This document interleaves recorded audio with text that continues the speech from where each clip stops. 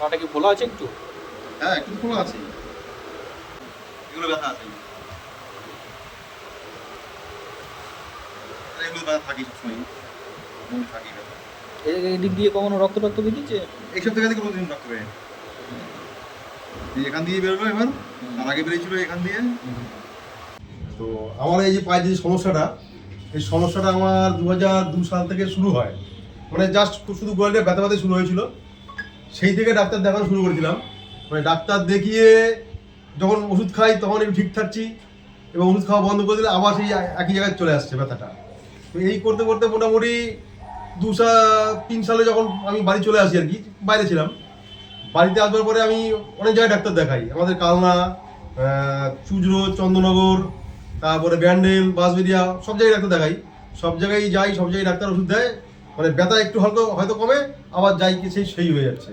মানে এই করে করে এমন অবস্থায় মানে কি করবার ভেবে পাচ্ছিল না, এত মানে বাড়াবাড়ি হয়ে যাচ্ছে।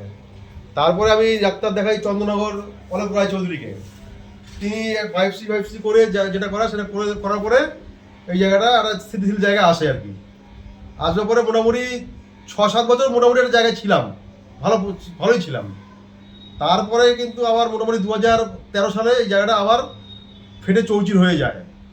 আমি সেই অবস্থা তাকে আমি সেই অলোক রায় চৌধুরীকে আবার দেখাতে গিয়েছিলাম, সেখানে দেখাবার পরে উনি 1 মাস ট্রিটমেন্ট করার পরে আমাকে বললো যে তাহলে মেডিকেল কলেজে দেখাও।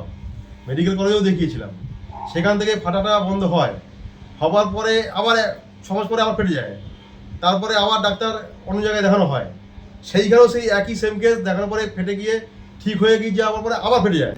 তখন আমি ত্রিবেণীতে একটা ডাক্তার দেখাই, তাকে দেখিয়ে প্রায় 6-7 বছর মানে ভালোই ছিলাম আর কি। হওয়ার পরেই মানে আমার এটা আবার বাড়াবাড়ি শুরু হয়ে যায়।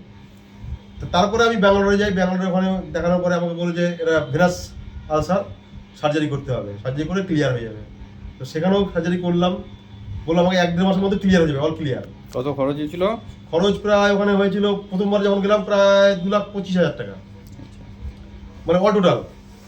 আচ্ছা, দেখিয়ে আসার পরে আমাকে বললো যে ক্লিয়ার হয়ে যাবে 1-1.5 মাসের মধ্যে। তো আজ পরে 1-1.5 মাস পরে ঘাড় পা সব শুকিয়ে গেল, শুকানোর পরে 3-4-5 মাস একটু ভালো ছিলাম, তারপরে আবার ফেটে যায়, ফেটে যাওয়ার পরে আবার সেইখানে যাই, গিয়ে তাকে বলার পরে সেখান থেকে সেই ডাক্তার বলছে যে একটা কি একটা ব্যালেন্স সার্জারি করতে হবে। তো আমাদের তো জানকারি ছিল না, যখন জিজ্ঞাসা করলাম যে আমার কিরকম খরচা আছে, তখন বললো প্রায় আবার 2 লাখ টাকা।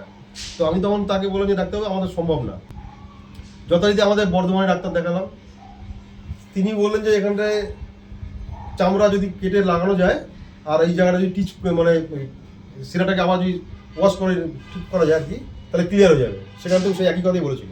আচ্ছা, তো যথারীতি বর্ধমানে সেখানে দেখালাম, সেখানে সার্জারি করলো, সার্জারি করার পরে এটা ওখান থেকেও এই শুকানোর পরে 3-4 মাস পরে আবার ফেটে যায়, ফেটে যাওয়ার পরে যথারীতি মানে এবার পয়সার তো একটা ব্যাপার আমাদের থাকেই, গরিবের মানুষ যা হয় আর কি। তারপরে যথারীতি মানে আমাদের এই ডাক্তারবাবুর খবর পেলাম আমি, আমার দাদা আমাকে খবরটাও দিলেন। তো এই ডাক্তারবাবুর কাছে আমি আসলাম, আসার পরে এনাকেই দেখাচ্ছি। কিছু চেঞ্জ হচ্ছে? তিনি আমাকে মোটামুটি যা মানে দেখছি আর কি, যা ওষুধপত্র দিয়েছে তাতে বেশ খানিকটাই চেঞ্জ এসছে। মানে আগে যে ফেটে যেত অটোমেটিক বা ব্লিডিং হতো, হ্যাঁ, সেগুলো আর হচ্ছে না না, এই মুহূর্তে ব্লিডিংটা আর হচ্ছে না, এবং মানে এবং একটু চেঞ্জও এসছে। পায়ের ওই উপরের কালার টালার গুলো উপরে কালারগুলো একটু চেঞ্জ এসছে।